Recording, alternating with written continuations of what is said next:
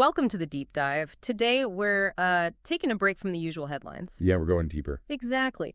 We're plunging right into the Panama Canal Authority's 2024 annual report. Now, I know what you might be thinking. Ships, canal, okay. That's the big deal. Right. But honestly, this report, it's like this fascinating window. You get insights into global economics, environmental challenges, real smart future planning. It really is. Think of this as your quick way to get seriously well-informed on something that's, well, a cornerstone of global trade. Spot on.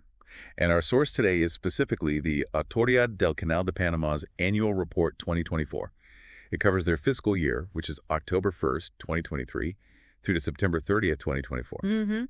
A full year's picture. Yeah, a detailed look at operations, financials, the whole shebang during that period. So our mission here, for you listening, is pretty straightforward. We're wading through this pretty hefty report. It's dense. It is. And we're pulling out the really crucial stuff. How the canal did last year, the big hurdles they faced, and where they're headed strategically. All, hopefully without grounding you in data. Keeping it engaging. Let's get into it, starting with the overall performance in fiscal 2024. Okay, so the first thing that jumps out, really, is they talk about an outstanding performance. Right. And they give major credit to their team, over 8,500 professionals. It's a good reminder, behind all the massive engineering, it's people. That's a great point. And they had a huge milestone, too, didn't they? 110 years. Yeah, 110 years of uninterrupted operations. Imagine that. Over a century as this, pillar of global trade. Great. Really puts its importance into perspective. Absolutely. And financially, how did the top line look? Revenues hit $4,986 million. So just shy of 5 billion balboas. That was actually up slightly, 0.4% compared to the year before. Okay, small increase. And what about investment? Were they putting money back in? They were. Over $106 million. That went into 176 different projects. And these weren't just, tinkering. They were aimed at efficiency, reliability, and crucially, water sustainability. Water sustainability. Yeah. That sounds like a key theme we'll come back to. Definitely. Now, here's where it gets a little more complex, right? Revenue up slightly, but what about the actual cargo volume? Yeah, this is the interesting part. Total cargo volume, measured in those PCMES tons, actually went down. Yeah. And not just a little bit down, 17.22% to 423.1 million tons. Wow, 17%. That's a big drop. And tolls, did they follow suit? They did. Toll revenues decreased by 5.06%, landing at $3,179.1 million. Okay, so less stuff going through, less money from tolls specifically. Did the report mention which types of ships or cargo were most affected? It did. And some of the numbers are pretty stark. Bulk carriers, think grains, coal, that kind of thing, down a massive 55.9%. LNG carriers, liquefied natural gas, down 64.7%. And chemical tankers dropped 16.3%. These are, major shifts. 64% for LNG. That's huge. So, okay, the big question then is, how on earth did they manage any revenue growth with cargo volume and toll revenue falling like that? Right, it seems counterintuitive. But the key was their pricing strategy. They used additional auctions for transit slots. So letting shippers bid for a faster passage. Exactly. And they also rolled out a completely new toll price structure back in January 2024. So basically, these moves let them earn more per ship that went through. Clever. So higher yield per transit offset the lower volume overall. Precisely. It shows they're actively managing the market, not just passively reacting. Okay, that makes sense. So they navigated the immediate challenges, but what about looking ahead? What's the strategic thinking outlined in the report? Well, one really innovative thing they've done is assign an actual economic value to the freshwater they use from Lakes Gatun and Alajuela. A value for the water itself.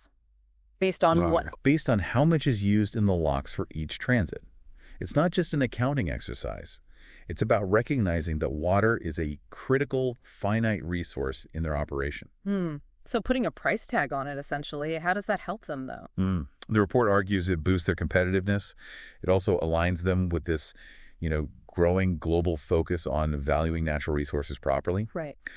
By knowing the cost of water per transit, they can make smarter decisions about efficiency, allocation, maybe even future water strategies. It's quite forward-thinking. It is. Interesting. What else are they doing strategically for the long haul? They've launched something called the Long-Term Slot Allocation Strategy, or LOT-SA. LOT-SA, okay. Think of it maybe like season tickets for the canal.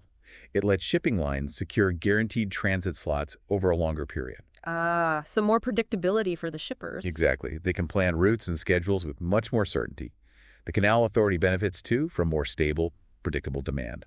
They actually started the bidding for these T-size slots for the 2025 fiscal year already. So moving beyond just booking passage trip by trip. Right. It fosters stronger partnerships. And the report also lists out their broader strategic goals, the big picture stuff. Yeah, lay those out for us. What are they aiming for? Okay, so number one, grow the business, get more cargo volume, which, as we saw, is a challenge.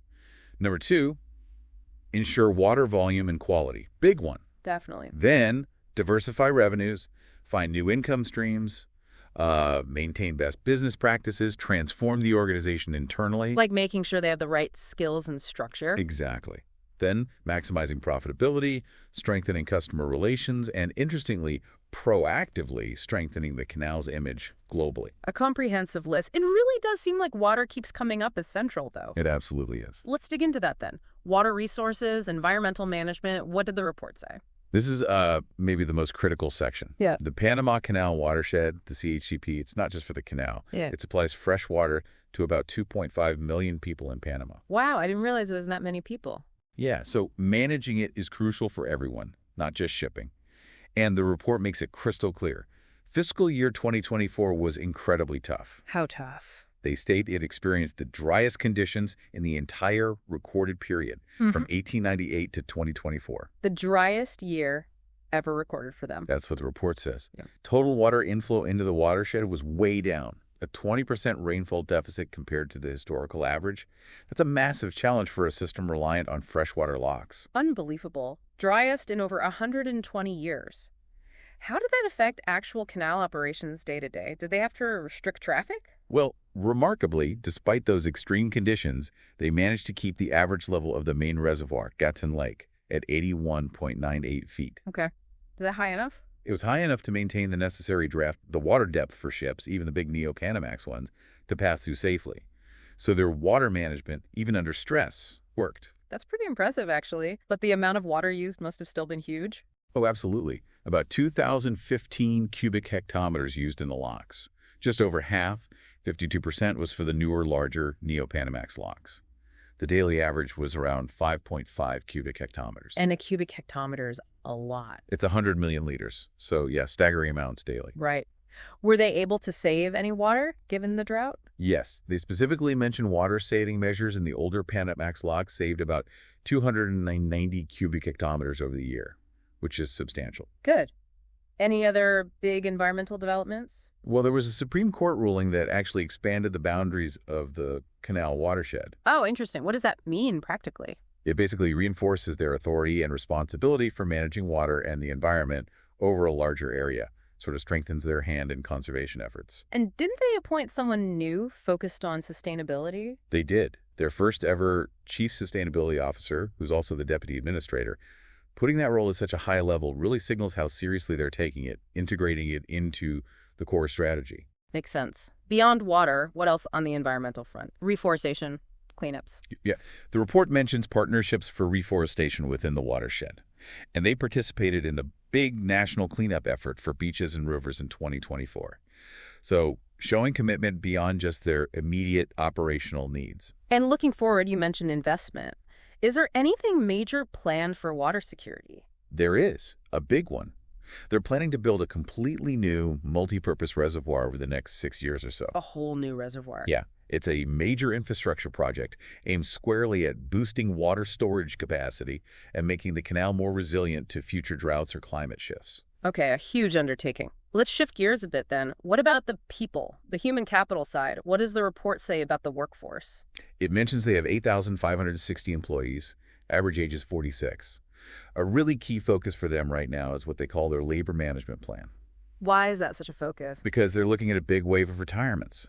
Nearly 2,000 employees are eligible to retire between now and 2030. 2,000, that's almost a quarter of their workforce. Exactly. So they're planning actively for that generational shift. How are they preparing? What kinds of things are they doing? They've got specific programs running, English language leveling, because English is crucial for maritime communication during transits. Right, the international standard. Yeah.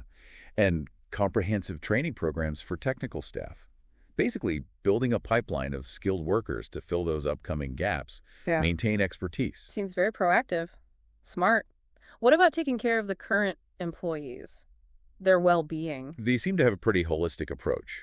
The report mentions health programs targeting things like blood pressure, obesity, diabetes. They even held a dedicated mental health week. That's good to hear. And it seems to be paying off.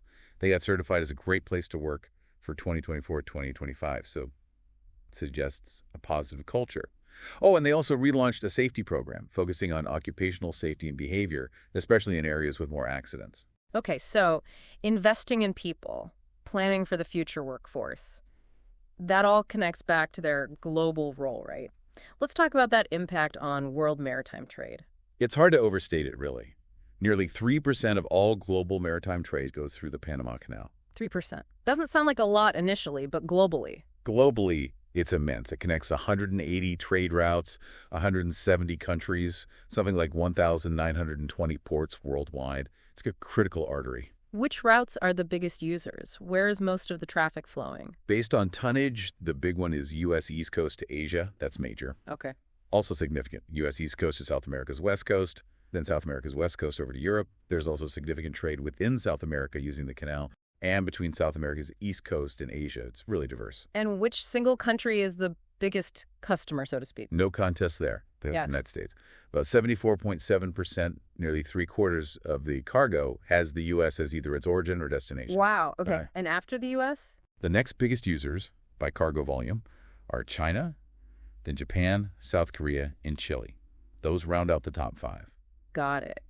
And what kind of stuff is mostly going through? What are the main commodities? Petroleum products were the biggest category by volume in FY24, followed closely by container cargo, carrying all sorts of manufactured goods. Right. Grains used to be huge, but the report specifically notes a big drop in grain volume in FY24 compared to the year before.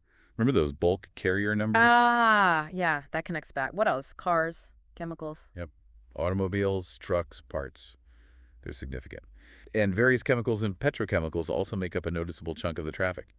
Okay, let's circle back to the financials now. We touched on the total revenue, $4.986 billion. How does that break down? Where does the money actually come from? The lion's share, 63.8%, comes straight from tolls.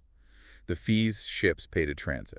That's the core business, obviously. Makes sense. What's the next biggest piece? Transit-related services. That brings in a very significant 33.3%. Transit-related services? Yeah. What falls under that umbrella? Tugboats?